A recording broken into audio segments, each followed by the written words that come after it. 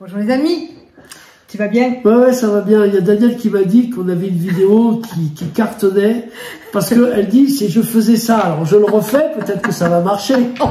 On va voir. Bien, en tout cas, on continue notre... T'es toute jolie là. Ah merci, oui, hein, j'ai coupé mes cheveux avant de partir en vacances. Ah, c'est chouette. Ouais. Bon. Donc, bienvenue dans cette nouvelle vidéo. On continue notre série sur la vente. Et si vous trouvez que nos contenus vous plaisent, on va vous inviter à vous abonner, ça nous aide, et puis vous pouvez liker aussi la vidéo. Voilà, merci en tout cas pour votre soutien. Donc aujourd'hui, on va continuer notre série. La semaine dernière, Marc nous a dit quelque chose de très surprenant. Il nous a dit, l'offre ne sert pas à vendre. Et on lui a dit, mais alors qu'est-ce qui sert à vendre? Eh bien, tu vas nous le dire aujourd'hui. Voilà, c'est l'objet. Voilà. On va le faire en 2 fois d'ailleurs, parce que c'est quand même très simple, mais ce qui est très simple est fondamentalement très technique. Pour atteindre le niveau de simplicité de la ceinture noire, vous avez compris, il faut pas mal de travail. Et je n'aurais pas gâché le sujet. Et on avait dit également la dernière fois qu'on vous montrerait le cycle de vente global.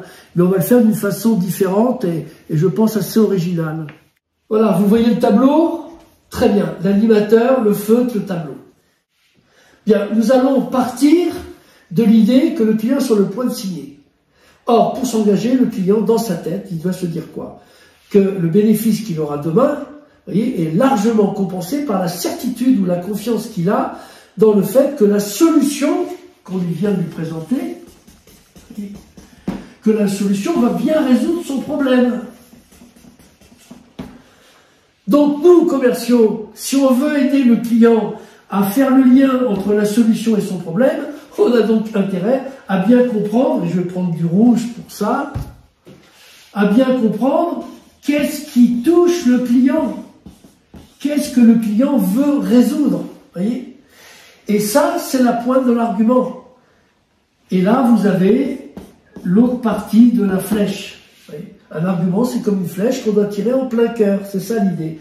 Sachant que le portefeuille, il est toujours plus près du cœur que de la tête. Donc il va falloir amener le client dans son propre univers. Là, on a l'univers extérieur et là, on a son univers à lui. On va voir tout à l'heure comment on fait ça. Maintenant, est-ce que les gens sont prêts à nous donner les raisons qui vont nous permettre finalement de les influencer, de les amener à faire un choix, si préalablement on n'a pas créé quelque chose de très spécial qu'on appelle un climat de confiance? Comment on crée un climat de confiance? Ça sera pour d'autres vidéos. Mais au départ, il y a un certain crédit social de confiance, on va dire. Et puis petit à petit, ce crédit doit augmenter. Voyez? Et tout l'art de la vente, c'est de renforcer cette confiance au point où le client a envie de s'engager avec nous. Donc les étapes sont simples. Créons un climat de confiance, démontrons notre crédibilité. Ça, c'est un aspect qui est très technique aussi, toujours aussi simple, mais très technique. Et puis après, on va regarder, là, c'est ce qu'on va faire, de regarder cette partie. C'est là qu'on vend. Ici, on ne fait que réassurer la vente pour aider le client à s'engager, sachant que notre objectif, c'est qu'il soit suffisamment content pour faire quoi? Pour activer toutes les richesses du client. La recommandation, les témoignages, le réachat et toutes ces choses-là. Bon, merci Marc pour ce schéma. Ouais. Hein? Ça faisait longtemps que je n'avais pas fait cette démonstration. Daniel me disait que ça avait un peu cafouillé au début, on verra, d'accord?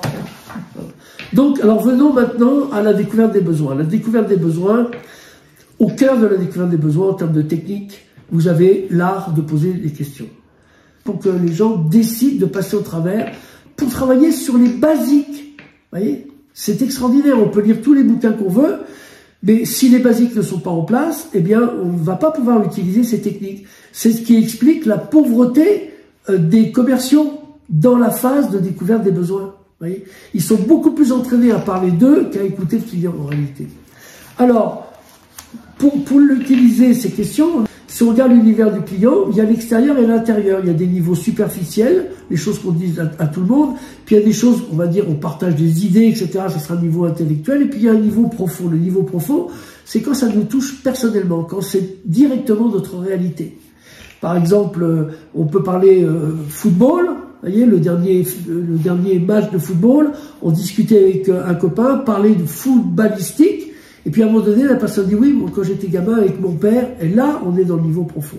Chose à savoir là-dessus, c'est que le niveau superficiel, les données acquises à ce niveau-là, c'est 1 point. Les niveaux intellectuels, avoir des informations par exemple sur la quantité de produits, le débit de la machine, etc., ça c'est 10 points.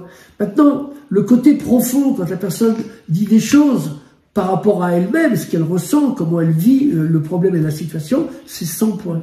Quand tu parles de points, tu parles de points de confiance peut-être qu'on accumule? Oui, on pourrait dire des points de confiance, des points de crédit, voilà. Des points d'efficacité. D'accord. Voilà, c'est par analogie bien sûr.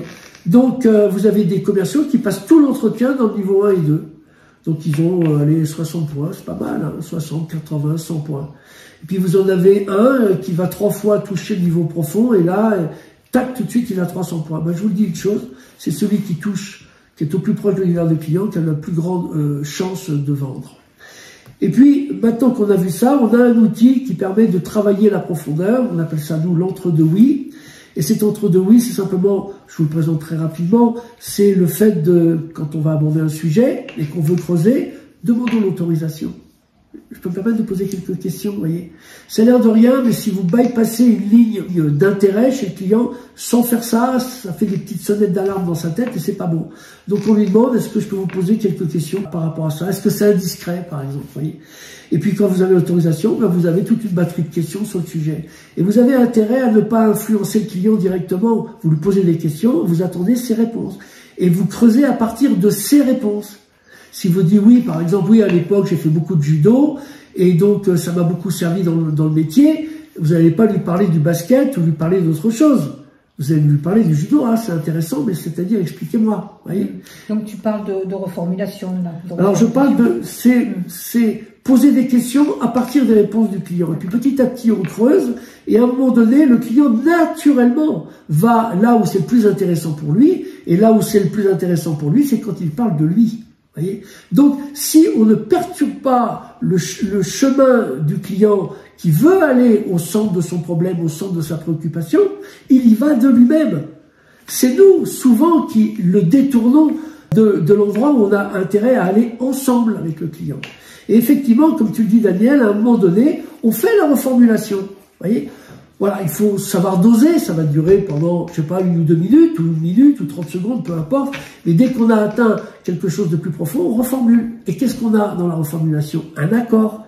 Vous voyez, la reformulation, c'est fait pour montrer à l'autre qu'on l'a compris, et puis s'assurer soi-même d'avoir compris. Mais le plus important, c'est de faire en sorte que la personne sache qu'elle a été comprise. Ça, c'est le secret de l'écoute en réalité. Donc, tu es en train de dire que la compétence centrale ici, c'est la capacité à écouter, à ne pas diriger, donc ne pas contrôler, je ne sais pas quel est le bon mot à utiliser, ne pas orienter, voilà, le client pour obtenir les réponses que l'on cherche, simplement le laisser cheminer, aller au bout de sa pensée, le laisser creuser. Ça demande de respecter la personne, en fait, hein, de savoir se taire et de savoir avoir suffisamment de modestie, je sais pas, oui, de modestie, et je prends ce mot-là, pour ne pas rajouter, mais reprendre les propos du client. C'est ce que tu dis? Exactement. Il faut avoir son ego structuré, bien en place, en fait. Hein. Et quand tu dis ne pas orienter, en fait, ça m'a donné une idée. Faut pas désorienter le client. Faut pas l'empêcher d'aller là où il doit aller. Et c'est intéressant de le laisser là où il va, parce que c'est là que se trouve le trésor. Voyez. Donc il faut le garder dans la bonne orientation, parce qu'il arrive parfois qu'on peut dériver, sortir, parce que quand le client commence à aller dans la zone qui le touche, il a tendance un petit peu parfois à bifurquer. Donc on le garde dans cette logique. Et cet entre-deux, oui, c'est comme une pelle. Vous allez faire plusieurs pelletés pour creuser. Voilà. Et pour faire ça, pour orienter justement ce pelletage, je ne sais pas si c'est très élégant comme mot, mais on a une stratégie. Et c'est une stratégie en plusieurs étapes. On utilise toutes ces compétences-là pour aller de l'univers extérieur du client vers ce qui le touche, ce qui est important pour lui. Tu veux dire quelque chose? Oui, tu dis entre deux oui. Donc, un premier oui et un deuxième, et au milieu, il y a d'autres choses. C'est quoi ces deux oui? C'est le oui d'autorisation, pour qu'il ouvre la porte pour que vous puissiez rentrer dans son univers, ou une partie de son univers, ou dans une pièce de son univers. Voyez? Et puis, l'autre oui, c'est le oui de la reformulation. c'est l'accord que vous obtenez d'avoir bien compris ce que le client voulait dire. Voilà. Et on peut travailler une demi-journée rien que sur l'entre-deux oui et faire des progrès considérables. Voilà. Donc maintenant, regardons la stratégie. L'univers du client, il y a des portes d'entrée. Les portes d'entrée, on les obtient par des questions de contexte ou des questions de situation. C'est-à-dire, on va lui demander des choses aussi banales que comment ça va, comment vont les affaires. Vous voyez, on n'a pas de volonté d'être un magicien qui tout de suite sort la pépite. Non, on y va dans une communication réciproque où on pose des questions et on amène la personne à parler de lui. Voilà. Et sachez que les gens n'aiment pas parler de leurs problèmes en réalité. Ils n'aiment pas confronter, parce que s'ils étaient capables de confronter leurs problèmes, c'est-à-dire la cause du problème, vous savez quoi, il n'y aurait pas de problème. Il y aurait que des solutions.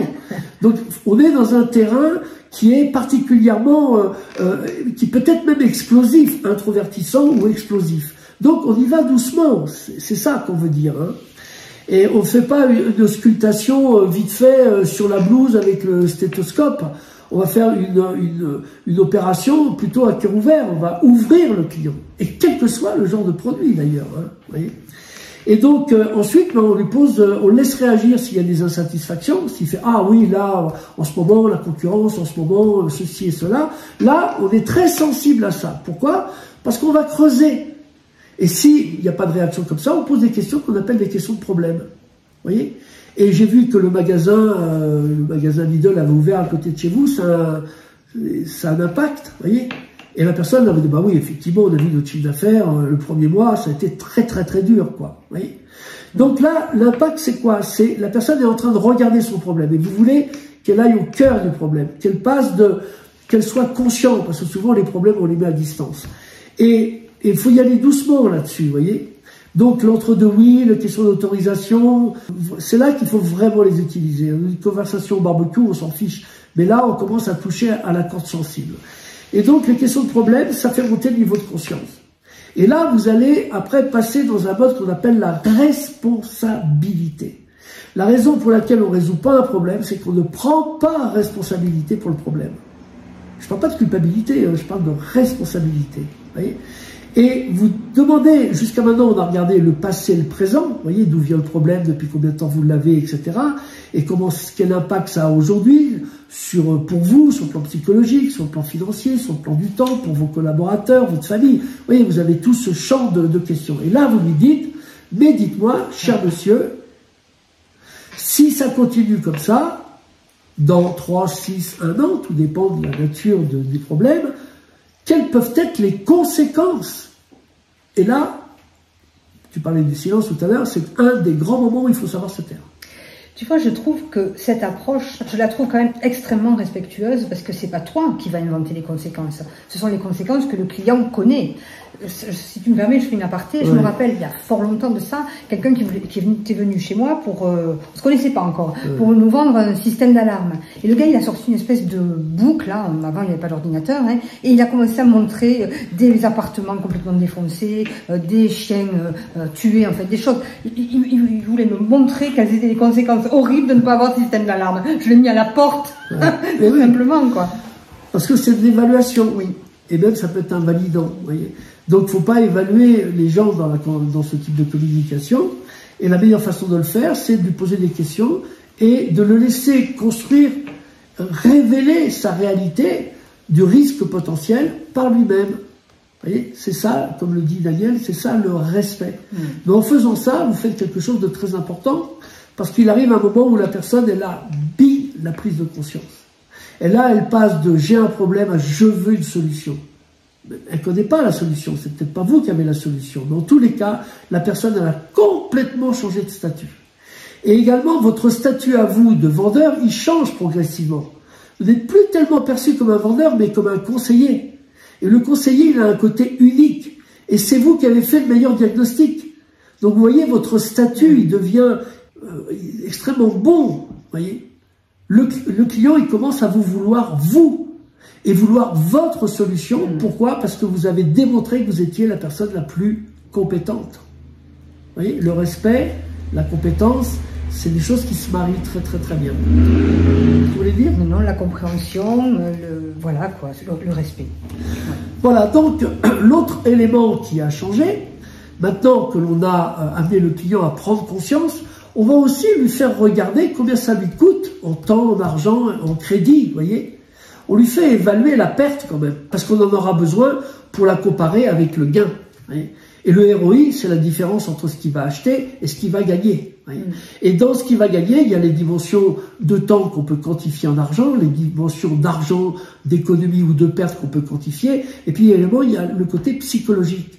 Le côté psychologique, il l'évalue lui-même, là, hein, parce qu'il est passé de « oui, j'ai un problème » à « il faut que ça change », voyez. La motivation, là, elle est montée en flèche. Ah là, vous avez, c'est pour ça qu'on dit, la découverte des besoins, ça sert à activer la motivation.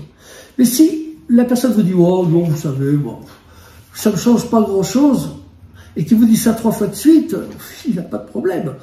S'il n'a pas de problème, vous n'avez pas de solution. Vous voyez, on va y guette cette année. Alors, donc ça, on a vu ces éléments-là, je regarde mes petites notes. Donc on lui fait évaluer le coût. Vous voyez. Maintenant, on va lui faire évaluer le gain. Et c'est là où on va le transformer. On va la chasser, hein, on ne va pas la tuer, mais bon, elle nous fatigue, ça y est, elle est partie. C'est là qu'on va évaluer ce que le client va gagner grâce à une solution, même si on ne lui a pas encore trop parlé de notre solution. Alors parfois on en a déjà parlé, parfois on n'en a pas trop parlé. Il y a différentes stratégies quand même par rapport à où est-ce qu'on positionne la présentation du produit et de la solution. Mais à ce moment-là, vous êtes vraiment, la personne évalue ce qu'elle va gagner. Elle devient donc un investisseur. Un investisseur, ça gagne de l'argent. Un acheteur, ça perd de l'argent, c'est-à-dire ça dépense de l'argent. Et c'est pour ça que les gens, quand ils dépensent, on veut éviter la dépense. C'est pour ça qu'on fait de la négociation. Alors que là, si vous avez le client à prendre conscience que quand il vous donne 1 euro, il en gagne 3, il en gagne 4 ou 5, la négociation, vous voyez, c'est difficile de négocier dans ces conditions. Vous voyez, il y a moins de sens. Voilà. Donc, on a vu l'essentiel, et maintenant, on peut présenter la solution. Vous voyez, on peut commencer à même parler d'argent à ce niveau-là. Et on va sonder le client. Vous voyez, vous connaissez cette fameuse approche, pour 0, je peux rien pour vous. On donne le prix maxi, par exemple 10 000 euros. Pour 10 000 euros, vous avez le top du top, et vous pouvez laisser la personne réagir. Vous voyez, elle a une vision de son investissement, elle y a peut-être réfléchi, pas trop, c'est beaucoup, c'est pas beaucoup. Vous voyez, il y a une façon de sonder le client, mais ça, c'est sur la question comment on aborde les questions d'argent. Dans tous les cas, vous êtes en mesure de positionner votre prix par rapport au ROI. Et c'est ça l'astuce la plus importante. Et à ce stade, vous avez présenté la solution brièvement et vous pouvez synthétiser en disant donc concrètement vous êtes dans telle situation, ça vous coûte tant, une solution vous permettrait de gagner tant, pour un investissement moyen entre telle et telle somme, une fourchette, est-ce que ça vaut la peine, monsieur, que je vous fasse une proposition? Et je vous le dis, si la personne dit « Oh oui, bon, bah écoutez, oui, faites-moi une proposition quand même », et que vous lui demandez un rendez-vous pour la lui présenter, un rendez-vous Zoom ou un rendez-vous téléphonique ou en live si vous n'êtes pas trop loin, et que la personne dit « Non, non, mais envoyez-moi par mail », ne faites pas de proposition. C'est que quelque chose a été raté, là, vous voyez. Mais dans la plupart des cas, la personne vous dit « Oui, oui », parce que toutes les conditions sont remplies pour qu'il sache que la solution va lui permettre de régler son problème et lui rapporter, avoir un bénéfice significatif. C'est pour ça que vous comprenez, quand on dit que l'offre ne fait que réassurer le client, c'est ça que tu voulais dire tout de suite? C'est bon, c'est parfait. Oui. Ça ne fait que réassurer le client, c'est un miroir du préaccord qu'il vient de passer avec vous. Et dans certains cas, certains commerciaux, parmi les plus brillants que je connaisse, sont capables d'emporter la signature tout de suite. Parce que parfois, vous n'allez pas rentrer chez vous, vous avez tous les ingrédients pour faire l'offre là maintenant. C'est un devis qui se convertit en offre. C'est la meilleure solution. Maintenant, ça demande, pour certains types de ventes, une réflexion très approfondie. Mais c'est cette approche-là qui vous amène au plus près du one-shot. Vous voyez ? Voilà, donc je pense, moi j'en ai terminé, je ne vois plus d'éléments significatifs qui permettaient de compléter le panorama de la découverte des besoins. Bon, bien sûr, c'est très technique, hein, c'est ce que tu nous montres. Hein. Donc, comme l'a dit Marc, vous pouvez extraire le scénario et puis travailler dessus. Dans tous les cas, on vous recommande de vous entraîner. on est en train de préparer un programme d'entraînement intensif, un programme de training, comment on peut appeler ça, G.I. Joe, ouais, voilà, un G.I. Joe sailor, ou comme on dit, sales, voilà. Ça sera prêt à la rentrée, on vous en reparlera. En tout cas, on pourrait terminer avec l'histoire de Churchill et du silence. Oui, si tu veux, oui. Tu t'en souviens, toi? Allez, on va chercher. Berlin. Ouais, on va chercher. Elle est pas en mémoire vive, mais je vais chercher. Moi, donc, vas-y, alors. Deuxième Guerre mondiale, on cherche le Premier ministre et Chamberlain est présupposé pour le devenir. Et le petit coup de la presse de l'époque, un grand journaliste, quand il apprend ça, il est furieux parce qu'il se dit Chamberlain ne tiendra jamais. Le gars qu'il nous faut, c'est Churchill. Donc il va voir Churchill et il dit écoutez, Monsieur Churchill, je ne sais pas comment il l'appelle exactement, oui. Sir, peut-être pas encore. J'en sais rien. Il lui dit vous ne pouvez pas accepter. Et Churchill dit vous savez, moi j'ai donné ma parole, je ne reviendrai pas dessus. Vous voyez, la parole d'un homme de cette classe-là, ça compte. Qu'est-ce qu'il avait donné comme parole? Mais il avait donné sa parole qu'il accepterait que ce soit Chamberlain le Premier ministre. Et le journaliste lui dit écoutez, je comprends, et je peux pas aller contre ce principe, mais lorsqu'on vous demandera de confirmer, s'il vous plaît, faites 1 minute de silence. Faites 1 minute de silence, pas moins. Et là, Churchill réfléchit et dit oui, 1 minute de silence, je peux le faire, je ne viole pas ma parole. Et effectivement, à un moment donné, on lui dit Monsieur Churchill, est-ce que vous êtes d'accord pour que ce soit Chamberlain et soutenir Chamberlain dans sa mission. Et là, Churchill tient sa promesse. Vous voyez, il ne s'était pas passé 30 secondes que Chamberlain lui-même dit « Écoutez, les amis, je pense que ce n'est pas à moi de tenir ce rôle et cette position, mais c'est à Churchill. » 1 minute de silence qui a fait une très grande différence dans cette Deuxième Guerre mondiale. Oui, voilà, ben merci. Donc, le silence, l'importance du silence a plein de moments, hein, voilà. L'importance de savoir écouter, de savoir reformuler. J'ai en tête une ou deux techniques que là on n'a pas le temps, mais qui accentuent, qui approfondissent la motivation du client. Peut-être on vous en parlera la prochaine fois, mais la semaine prochaine, on parlera de quoi? Ben, on revient là-dessus. D'accord. Vous voyez, on va faire peut-être des petites démonstrations avec Daniel, par exemple, pour montrer à quoi ça ressemble réellement. Ah, ben c'est une très bonne idée. Oui. Donc la semaine prochaine, démo, on va on stage. Voilà. Ça nous ramènera. Et je voulais dire quelque chose depuis tout à l'heure, mais elle est tellement emballée par ce qu'on va faire bientôt. Donc, ce que je voulais vous dire, c'est par rapport à ce cours. Je me suis rendu compte que on forme pas les gens comme quand on lit un bouquin. Un bouquin a une structure intellectuelle et je connais rarement des vrais cours d'entraînement qui suivent ces structures intellectuelles. Ils ont une autre structure. Et je me suis inspiré à la fois du judo et de la voile. La première chose qu'on apprend dans la voile, c'est quelques points de sécurité, un petit peu de théorie, et tout de suite après, dès qu'on a fait 200 mètres là, on apprend à dessaler. On apprend à faire ce qui est le problème majeur. Voyez, et quand on sait dessaler, ben on n'a plus peur de dessaler. Comme on n'a plus peur de dessaler, on est beaucoup plus en confiance avec les manœuvres. Et dans le judo, c'est la même chose. Après avoir lu les valeurs et compris 2 ou 3 éléments sur le salut, qui se fait d'ailleurs d'une façon très opérationnelle, la première chose qu'on apprend à faire après l'échauffement, c'est de tomber. Tomber. Voyez, pourquoi? Parce que quand on sait tomber, on n'a plus peur de faire du judo. Voyez. Et dans la vente, eh bien, je me suis rendu compte que ça devrait être pareil. Qu'est-ce que c'est que tomber dans la vente?